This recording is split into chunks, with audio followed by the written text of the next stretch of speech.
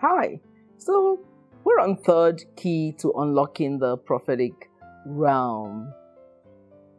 Being supernatural, doing things God's way, being in constant contact, communication with God requires that us to understand the principles that keep the spiritual realm active. Very important that you understand what worship is all about. Worship is not just about instruments. So worship being our third key, I just want us to open our hearts and understand what this is about. It's not about the instruments. The instruments are important. It is really about a heart posture. To worship God is to esteem Him, is to deem Him worthy. To worship God is to give Him adulation that is His, to receive. It's pretty much like serving Him, meals, right? So what God able, the reward that He had was His worship of God, His substance He gave to God. Worship is an attitude, is a lifestyle. It is something that comes from the heart, okay? So worship is a key that unlocks the supernatural realm, the prophetic realm. Worship keeps us in contact with third heaven. Worship attracts angelic assistance, angelic presence. Worship attracts the presence of God. The Bible makes us understand that God inhabits the praise of Israel. So we spiritual Israel. What this means is that worship attracts the throne of God. Worship invites God to come and live with us, right? So our heart is an altar that is to connect to the throne room of God, connect to third heaven. 24/7, you're a house of worship. Worship helps you to maintain the access that Jesus won for you at the cross, into the presence of God. The first mention of worship in the Bible, the Lord first mentioned, it wasn't about instruments. It was what, Abraham said, to the people that accompanied him when there was a demand of God that he sacrificed his son, Isaac.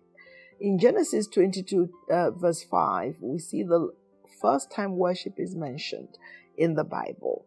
It was in this context. So Abraham said to the party with him on this journey of sacrifice, he asked them to, wait where they were while he went with his son, to the place where he had to worship God. And we see in the experience of Isaiah as well in the Bible, he was a prophet in the king's court. But then there was a level that was open to him. When the king died, when King Uzziah died, this is recorded in Isaiah chapter 6, heaven opened to Isaiah. And Isaiah was able to see, the worship going on in heaven. So worship is really the esteem of God. Worship is the value, the worth we bring to God.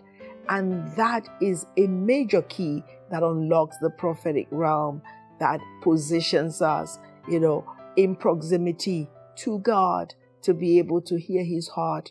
And then we are able to stand strong in our identity. We understand what we ought to do. And in that place of worship, we receive revelation that is applicable to our everyday life and our assignment to change culture and subcultures, to disciple the nations. Now, here's this. Jesus had a dialogue with the woman at the well, Jacob's well, in John 4. That's another incredible picture. And what was interesting is in that narrative, Jesus was compelled to pass through Samaria. And there he had this encounter with the lady that wasn't too popular. But Jesus was attracted to the most, unusual persons. Now, in the dialogue with the woman at Jacob's well, what is really interesting is we get a picture of what worship is all about. So Jesus begins to respond to the lady there was a lot of cultural issues between the Jews and the Samaritans.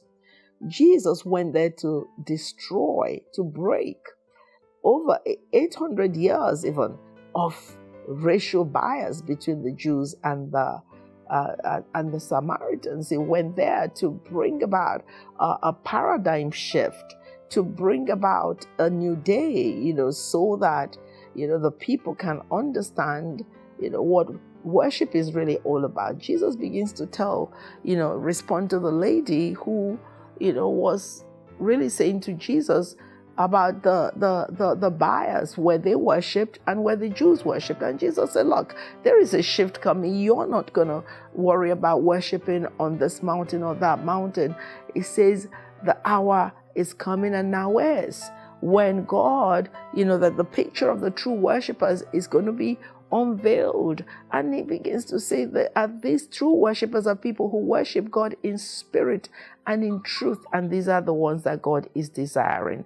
So this is to let you understand that worship, true worship, which is a heart posture, is something that keeps you right there in the presence of God, keeps you right there, with angelic interaction, keeps you right there, hearing the voice of God, being able to be directed by the voice of God, being in one and in sync and in alignment with God. So don't forget that key, worship. It is a key that keeps the revelatory realm open and active on your behalf.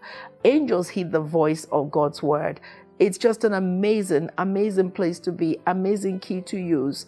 In the presence of God. The presence of God is an amazing place to be. The key of worship is an amazing key that you must not ever drop. Remember, that's an important key for you to hold on to.